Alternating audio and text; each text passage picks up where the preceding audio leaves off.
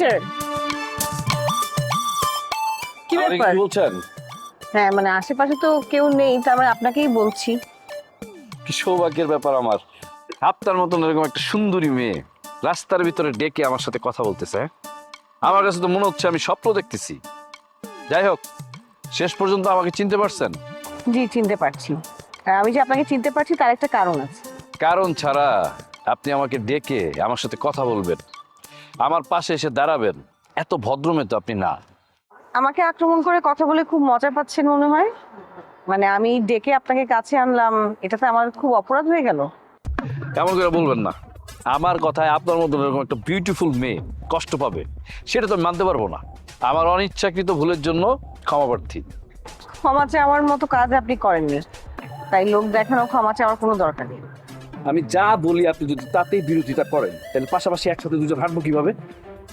আমি আপনার বিরোধিতা করি না, আসলে আমার সম্পর্কে আপনার মাথায় একটা নেগেটিভ ধারণা ঢুকে গেছে, যেটা আপনার মাথা থেকে যাচ্ছে না। আচ্ছা ঠিক আছে, এখন থেকে আপনার সম্পর্কে সবসময় পজিটিভ ধারণা থাকবে। ঠিক আছে, বলেন আপনার জন্য কি করতে পারি বলেন। কিছুই করতে হবে না, শুধু স্বাভাবিক ব্যবহার করলে আমি খুশি হব। আমি কখন কোথায় কিভাবে আপনার সাথে অস্বাভাবিক ব্যবহার করলাম বলেন তো? আমার তো মনে পড়তেছে না।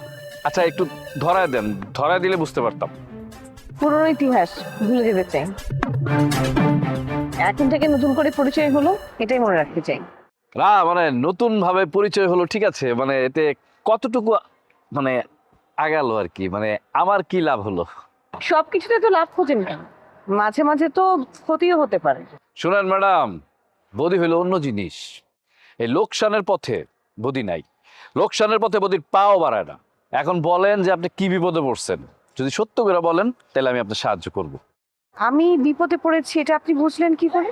যদি বিপদে না পড়তেন তাহলে বদির এই রাস্তায় দাঁড়া করে রসের কথা বলতেন? জীবনেও না। বড় লোকের মেয়েদের আমি খুব ভালো করে চিনি। যাই হোক, বিপদে যেহেতু পড়ছেন, বলেন কি হয়েছে, সমস্যা কি বলেন। আমি বিপদে পড়িনি, বিপদে পড়েছে মামা। মামাকে আপনি সাহায্য করতে পারবেন? কি বলেন? বস বিপদে পড়ছে, আমাকে জানায় নাই কেন? হ্যাঁ, অবশ্য আমাকে অনেকবার ফোন দিছিল, আমি ইচ্ছা করে ধরি নাই বুঝছেন, কারণ আপনার মামা তো মানে একটু বাটপাট টাইপের, বুঝেন নাই? পরে কোথাও বিপদে বললে আমার ফাঁসায় দিবে, এর জন্য ভয় ধরি নাই আমি। মানিক নামের এক সন্ত্রাসীকে আপনি চেনেন? আর কি, অবশ্যই চিনি। সে তো দুর্দর্শ একজন সন্ত্রাসী। কেন, বসের সাথে কি তার কিছু হয়েছে নাকি? আরে সে তো বাসায় এসেছিল, আমি না থাকলে বড় ধরনের কিছু একটা হয়ে যেতে পারতো। যাই হোক, এসব কথা আমার মনে হয় রাস্তায় বলা ঠিক হচ্ছে না। আপনি বাসায় আসুন, ওখানে বসে আপনাকে সবকিছু বলছি।